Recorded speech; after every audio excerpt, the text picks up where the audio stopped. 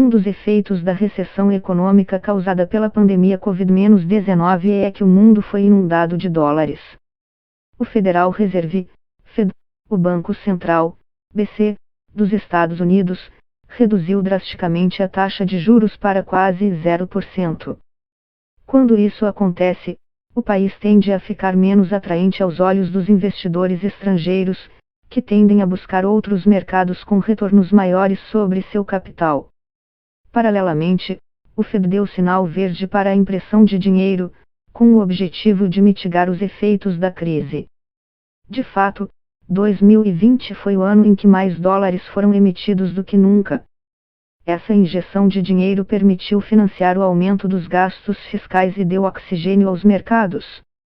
Mas, ao mesmo tempo, ajudou a empurrar o valor do dólar para baixo em relação às principais moedas do mundo nos últimos 10 meses, com algumas exceções, como o real brasileiro.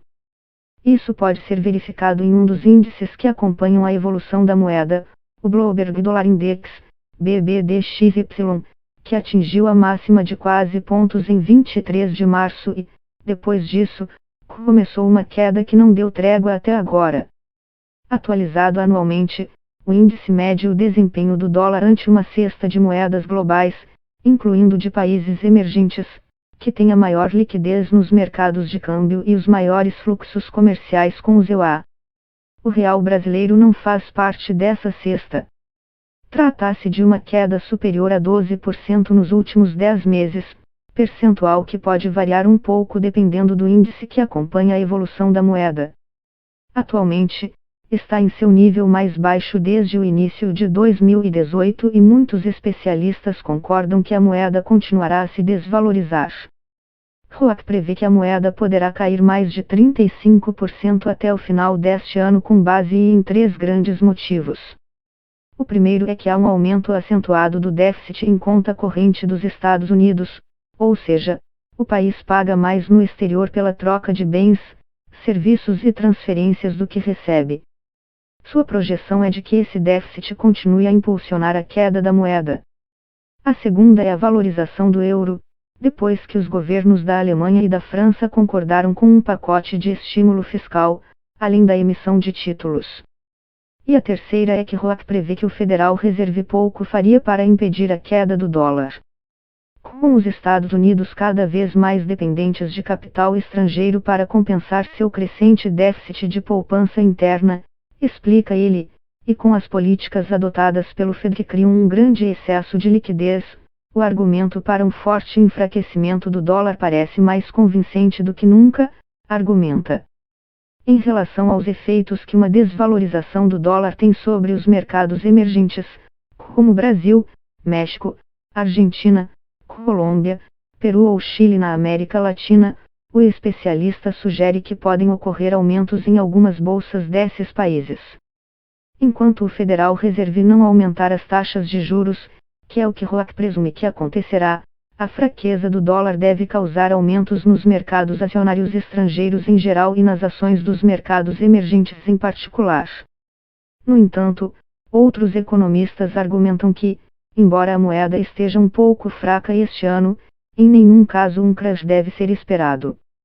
A queda do dólar não deve ser exagerada, escreveu Mark Sobel, presidente para o EUA do Fórum Oficial de Instituições Monetárias e Financeiras, ONFIF, no início de janeiro no site do Centro de Estudos. Sua posição é que há uma perspectiva desalentadora para o dólar. O dólar pode cair neste ano, mas uma perspectiva muito negativa não se justifica, disse Sobel. Um dos argumentos é que o dólar já caiu bastante, 13% em 2020 em relação ao pico em março. Outra é que em meio às incertezas globais, não é tão certo que os investidores prefiram arriscar e apostar em outras moedas que não o dólar.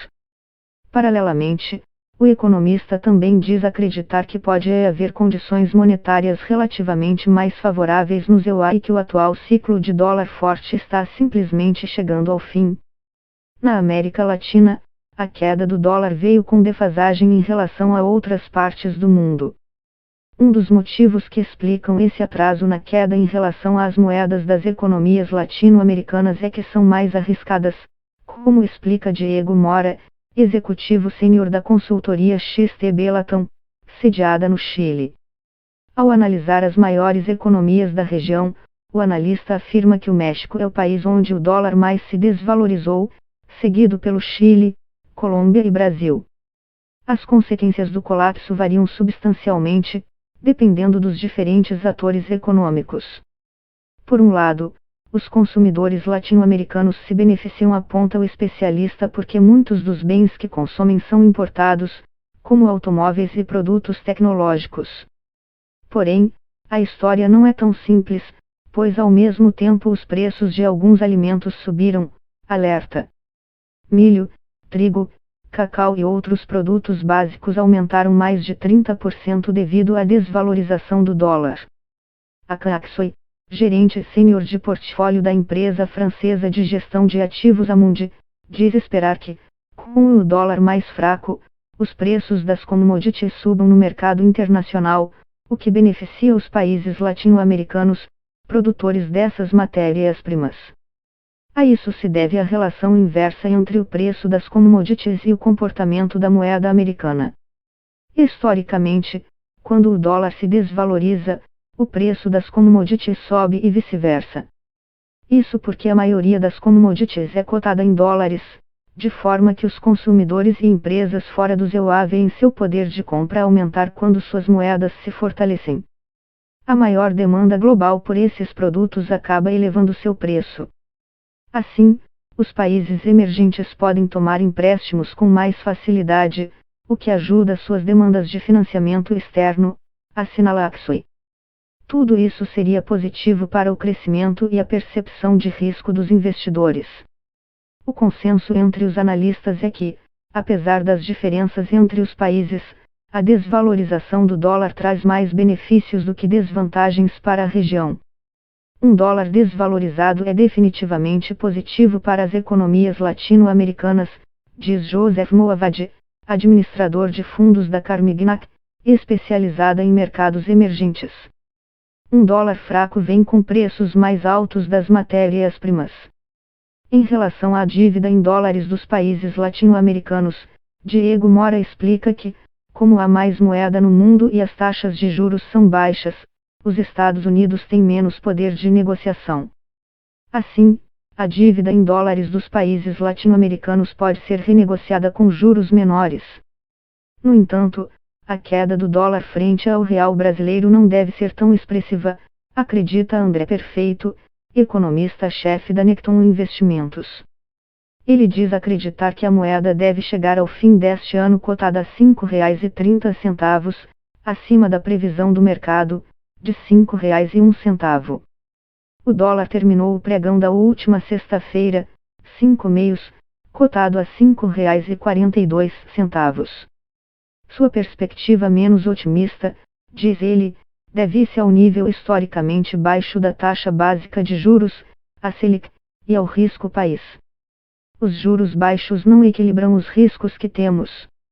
O Brasil tem sido mal visto em relação a outros países emergentes. Uma das percepções de risco tem a ver com a situação fiscal extremamente difícil para o governo, conclui. De qualquer forma, o câmbio é uma das variantes econômicas mais difíceis de prever, alertam os economistas. Em 2020, por exemplo, o dólar fechou o ano cotado a R$ 5,19.